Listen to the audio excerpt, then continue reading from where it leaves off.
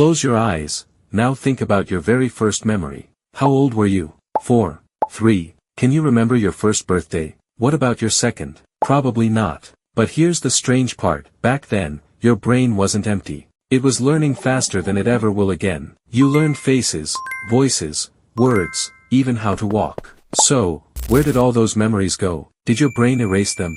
Or are they still hiding somewhere? Let's find out. Every single one of us was once a baby, yet almost nobody remembers the first few years of life. Scientists even gave this mystery a name, infantile amnesia. But here's something even stranger, babies actually can form memories. Wait, if babies can remember, why can't adults remember being babies? That doesn't make sense, unless something changes. Your brain was still under construction. Imagine trying to save files on a computer, while someone is still building the computer itself. That's basically what happens inside a baby's brain. One tiny part of your brain is especially important. It's called the hippocampus. Think of it as your brain's memory librarian. Its job is to organize experiences, and store them for later. The problem? When you were a baby, that librarian was still learning the job.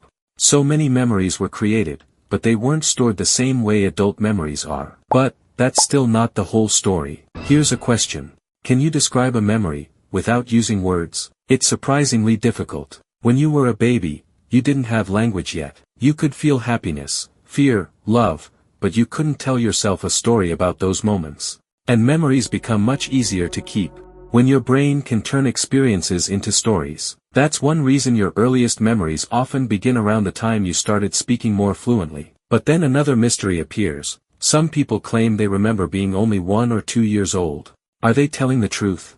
Are those memories real? Some people swear they remember being 1 year old. Others even claim they remember lying in a baby crib. But, can those memories actually be trusted? Not always. Our brains don't store memories like a video camera. Instead, every time you remember something, your brain rebuilds that memory, piece by piece. That means memories can slowly change over time. Sometimes, your brain fills in missing details. A family photo, a story your parents told you, or an old home video, can all become mixed together. After years of hearing the same story, your brain may start believing, I remember this, when in reality, you remember hearing about it. That's why scientists are very careful when studying early childhood memories. But here's the surprising part, that doesn't mean your first years were forgotten. In fact, your baby experiences may still be shaping you today. The memories that never left. Even if you can't remember being a baby, your brain remembers. Not with pictures,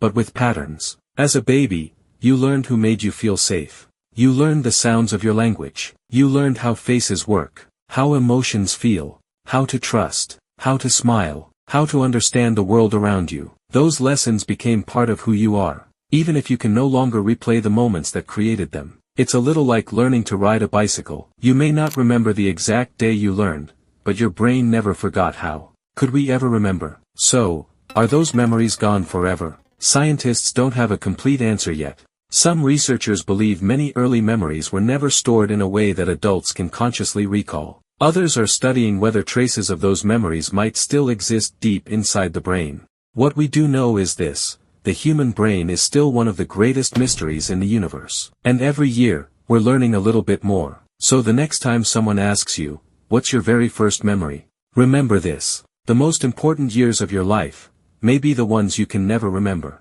Not because they didn't matter, but because your brain was still learning how to remember. And maybe, somewhere deep inside your mind, a tiny piece of your very first story is still there, waiting. Stay curious.